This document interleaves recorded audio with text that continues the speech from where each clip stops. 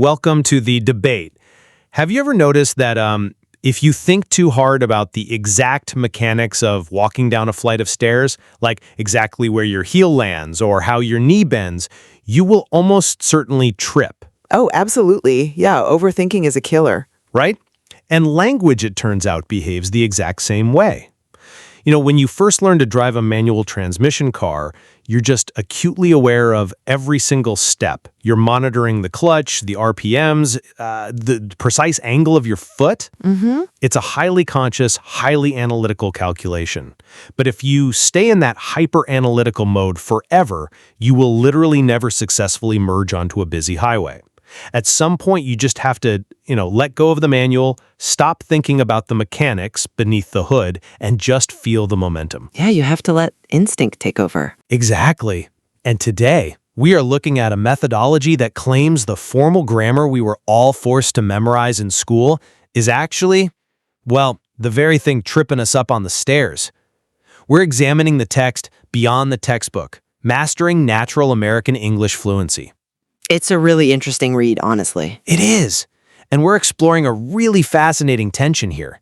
In the pursuit of language fluency, should adult English learners prioritize the active mimicry of natural, casual speech patterns and just consciously bypass formal grammar?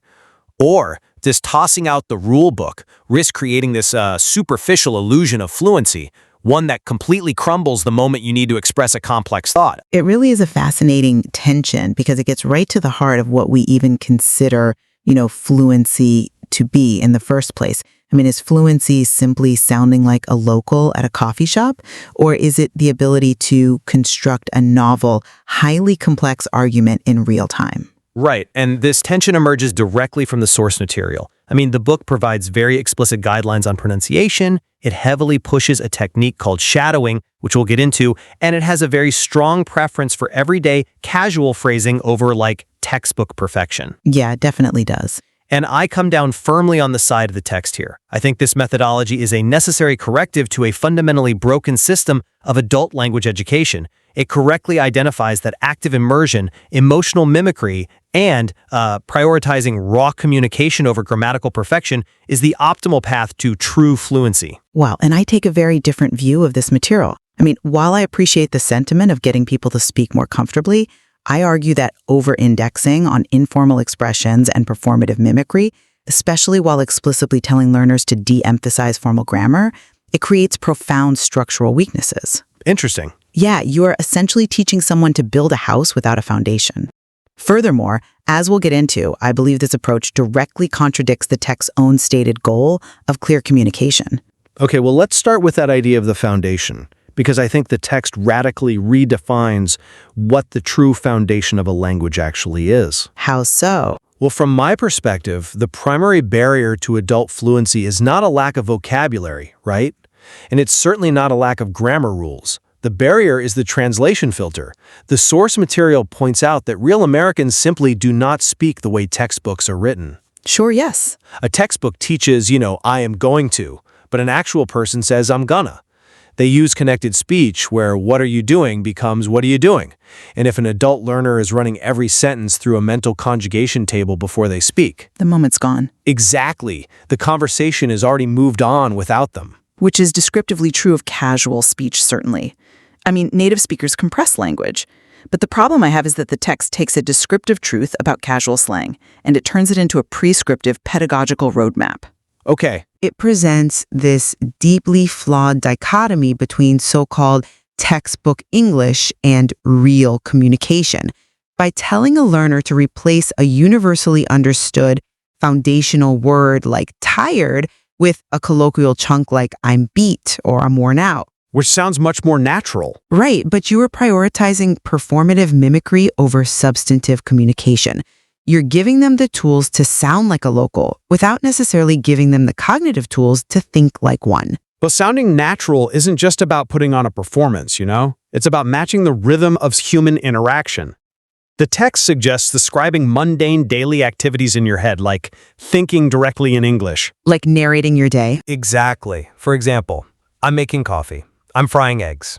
It argues for daily active practice, specifically 10 to 15 minutes of shadowing native speakers. And this completely bypasses the translation filter. It creates automaticity. Fluency comes from the momentum of practice, not from a paralyzing pursuit of grammatical perfection. I mean, think of it like learning to play jazz improvisation. Wait, jazz? Yes, jazz.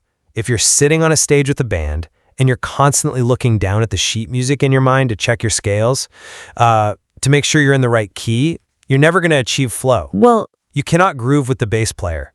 To play jazz, you have to actively play with others, trust your ear, and just accept that hitting some wrong notes is an inherent part of the generative process.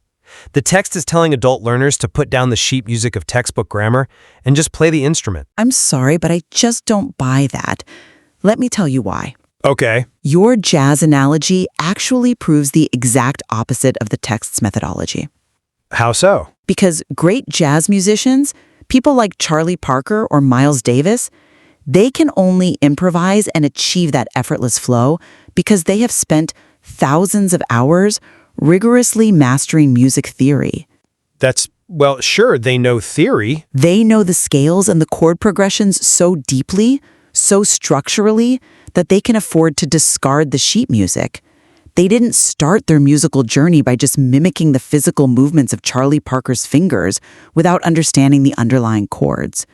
The source text compares speaking to driving a car or playing an instrument, but throwing out the rules of the road, which is precisely what grammar is, it severely limits the learner's generative capacity. But I don't think the text is saying to burn the rule book entirely. It's saying to de-emphasize it during the act of speaking to reduce cognitive load. The brain literally only has so much processing power in a given millisecond. But look at how it tells you to reduce that cognitive load. By substituting a systemic understanding of grammar with memorized colloquial chunks.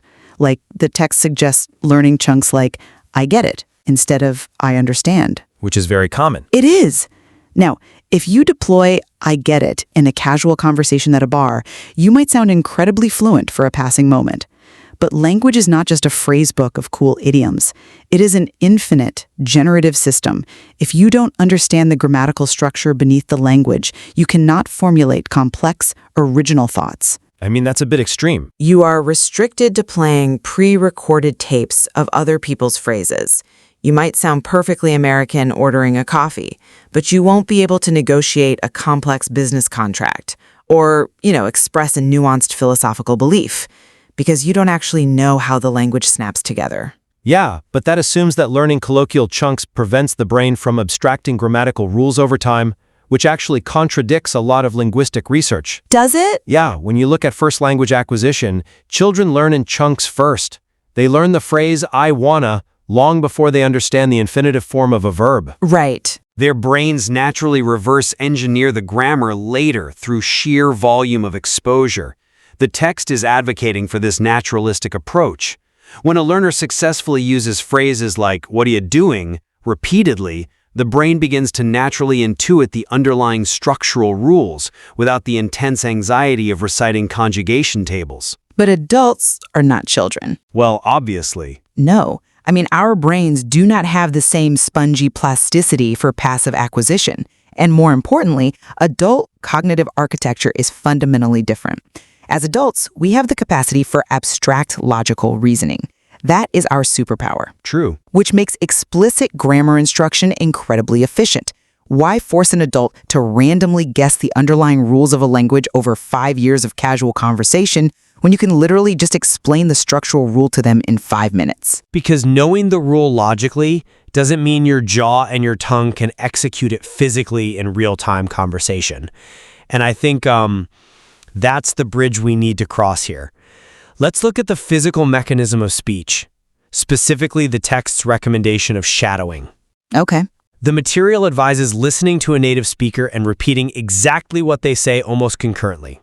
It wants you to copy the pronunciation, the stress, the emotion, the exact rhythm. 10 to 15 minutes of this every single day. Right. This is about building physical muscle memory in the articulatory organs. English requires completely different facial muscles and tongue placements than, say, Spanish or Japanese. Shadowing forces the mouth to learn the choreography. And this is exactly where the text's internal logic completely fractures for me. Why? Because if we're talking about building practical tools for adult learners, the shadowing technique is prescribed with an intense, almost contradictory specificity. You are told to copy the emotion, the exact stress. The text tells the learner to imagine they are an actor on a stage. Yeah, to get into character. Right, and it explicitly demands focus on mastering the American R sound in words like car or work, and the TH sound in think and think. Yet, in the exact same section, the text explicitly says, don't worry if your accent isn't perfect. The goal is clear communication, not sounding exactly like a native speaker. Well, I don't see those as mutually exclusive goals. How are they not completely at odds? If the genuine goal is simply clear communication, then an imperfect accent is entirely sufficient. Millions of people conduct high-level global business, perform surgeries, and negotiate treaties in English with heavy French, Indian, or Japanese accents. Yes, they do. They are perfectly clear. So why does this material place such an intense focus on mimicking American emotion and specific regional sounds like the Midwestern R? It suggests that the real goal isn't communication at all. The real goal is assimilation. It's subtly telling the learner, you will only be truly accepted in this culture if you completely disguise your origin. I see why you think that, but let me give you a different perspective. Because I really don't think it's about masking one's origin out of shame. It's about cognitive glucose. It's about reducing the processing overhead for the listener. Cognitive glucose? Yeah, the text points out that mastering connected speech and specific, notoriously difficult phonemes makes interactions smoother and less confusing. Think about it. If you mispronounce the TH sound, you might say sink instead of think. That isn't just a charming accent quirk. It literally changes the entire meaning of the word. But context almost always resolves those ambiguities within a fraction of a second. If we're talking about boats and you say sink, I know what you mean. Right. Context resolves it, but context requires processing power. If I'm listening to you and I have to constantly use context clues to decode your pronunciation, it creates a subtle conversational friction. My brain is burning cognitive glucose to translate your English into my English, and when cognitive load goes up, human empathy and connection tend to go down. The listener gets tired. That's an interesting way to frame it. Right? The text argues that language and culture are intrinsically connected.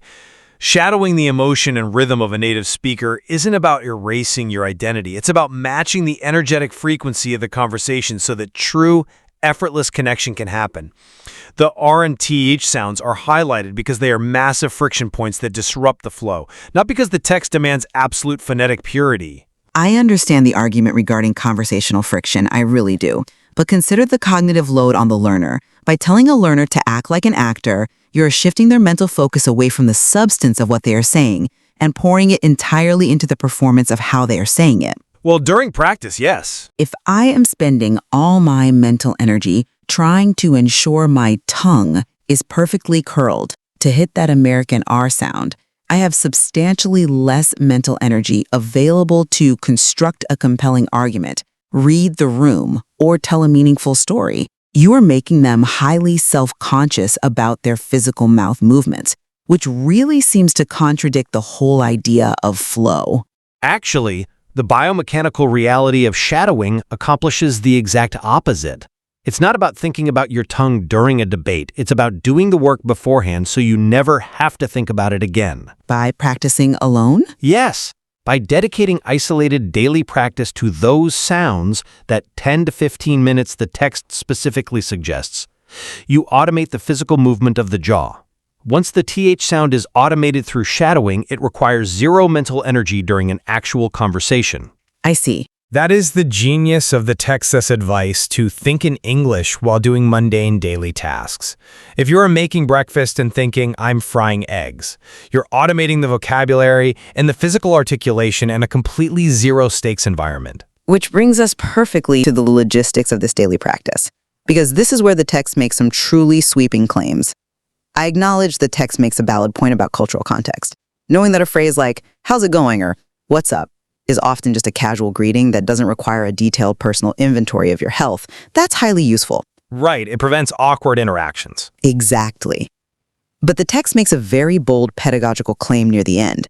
It states, and I quote, 20 minutes of daily practice is more powerful than studying for 5 hours once a week. Which is a classic argument for consistency over intensity. The brain learns through regular exposure. Yes, but I challenge the qualitative nature of those 20 minutes. The text suggests that talking to yourself out loud, describing your surroundings alone in your kitchen, can replace rigorous, structured study. Can casually narrating your breakfast truly replace a 5-hour deep dive into complex syntax, reading comprehension, and structural analysis? It's not meant to replace it entirely, but I fear this advice is catering to modern shrinking attention spans rather than advocating for deep, lasting linguistic competence. it is absolutely not about catering to shrinking attention spans. It is rooted in the fundamental neuroplasticity of the adult brain. The text recognizes that language is a behavioral habit, not an academic subject. Confidence grows through action. Sure, action is important. Right, and if you study for 5 hours on a Sunday memorizing textbook rules, you are treating English like a math puzzle to be decoded. If you speak out loud for 20 minutes every single day, actually engaging your vocal cords, using contractions like they've and we're, you're keeping those neural pathways constantly fired up. You are building momentum. But 20 minutes of reinforcing a mistake is still 20 minutes of reinforcing a mistake. Well, Think about it. If you're practicing alone in your kitchen, as the text explicitly recommends, there is zero corrective feedback loop. You might be confidently narrating your day, but doing so with fundamental grammatical errors that over time eventually fossilize into permanent, unbreakable habits. You are baking the errors into your neuroplasticity. the text addresses this beautifully, I think, by shifting the paradigm of what a mistake even is. It urges learners not to be afraid of making mistakes, stating that mistakes are not signs of failure. They are the very mechanism of progress. Psychologically, yes. And psychologically is where the battle is won or lost. The material recognizes a profound psychological truth about language acquisition, the affective filter. If you're listening to this and you've spent 5 years studying French or Spanish in high school, getting straight A's on your written exams, only to completely freeze up when you try to order a croissant in Paris, you know exactly what this affective filter feels like. Oh, definitely. The panic sets in. The fear of making a structural mistake is the single greatest paralyzer of adult language learners. By telling them to embrace contractions, to speak out loud alone, and to prioritize consistency over grammatical intensity, the text is systematically dismantling the psychological barrier to entry. Every single fluent speaker on Earth was once a beginner who sounded incredibly clumsy. I don't disagree that fear is a hindrance. The affective filter is very real. Sweaty palms and a racing heart do not make for good conversation. Exactly. But there is a massive difference between not being afraid of mistakes and completely abandoning the structural framework that allows you to identify and correct those mistakes over time. The text says every sentence you speak is a step closer to fluency. Right. That is mathematically only true if you have a mechanism to evaluate the quality of that sentence. If you only rely on performative mimicry and colloquialisms, your language becomes a house built on sand. It might look exactly like a native speaker's house from the outside. It might have the slang, the rhythm, the perfect R sound, but it lacks the steel foundation of formal grammar required to weather a complex intellectual storm. Well, we have unpacked a tremendous amount of ground here regarding the mechanics of fluency and the methodology of this text. So, to synthesize where I stand on this, Beyond the Textbook offers a highly effective, deeply pragmatic roadmap to actual, usable fluency. Okay. It correctly identifies that the internal translation filter is the absolute enemy of spontaneous speech. By encouraging learners to embrace contractions, connected speech, and the daily physical habit of shadowing, the learner builds both physical and cognitive automaticity. It recognizes that prioritizing the active, daily habit of communication will always triumph over the paralyzing academic pursuit of grammatical perfection. And to synthesize my stance, while I absolutely acknowledge the value of dropping the fear of mistakes, I maintain that this text approach carries significant unacknowledged risks. Treating a language primarily as a collection of mimicked emotions in casual phrases risks severe structural fragility.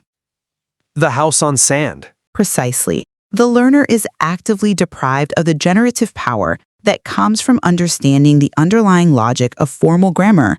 Furthermore, the text's simultaneous dismissal of perfection on one hand, while strictly demanding exact phonetic imitation of sounds like the American R and TH on the other, it's inherently contradictory and places an unnecessary performative burden on the learner. Well, despite our substantial disagreements on the mechanics of chunking versus grammar and, assimilation versus connection, I think it is clear we share a strong point of convergence today. We definitely do. We both agree completely with the source material's fundamental premise that language requires active, consistent practice. Engaging the vocal cords and speaking out loud, even when alone, is absolutely vital to making progress. We also agree that the affective filter, that paralyzing fear of looking foolish and making mistakes, is a massive hindrance that every adult learner must find a way to overcome. Absolutely. The courage to speak poorly is the mandatory prerequisite to ever speaking perfectly. We just disagree on the specific pedagogical tools required to refine that speech from poor to perfect over time. And that is the immense value of considering multiple perspectives on how the human brain acquires language. There is no single master key to fluency that unlocks every brain. Right. The source material provides a powerful framework for breaking through the paralysis of the textbook, but as our discussion highlights, listeners should delve deeper into the material and the broader science of cognitive learning to find the exact balance of formal study and active mimicry that works for them. Exactly. Human language is far too complex, and our brains are far too varied to be reduced to a single, uncompromising method. It really is. And it brings us right back to where we started, to that nervous learner sitting in the driver's seat of a manual transmission car. At some point, you do have to stop reading the owner's manual, trust your instincts, and feel the momentum of the vehicle beneath you. But whether you decide to memorize every gear ratio before you turn the key, or you just hit the gas and learn by stalling a few times in the intersection, the most important thing is that you actually pull out into traffic. Very true. Thank you for joining us on the debate. Keep questioning, keep practicing, and we will see you next time.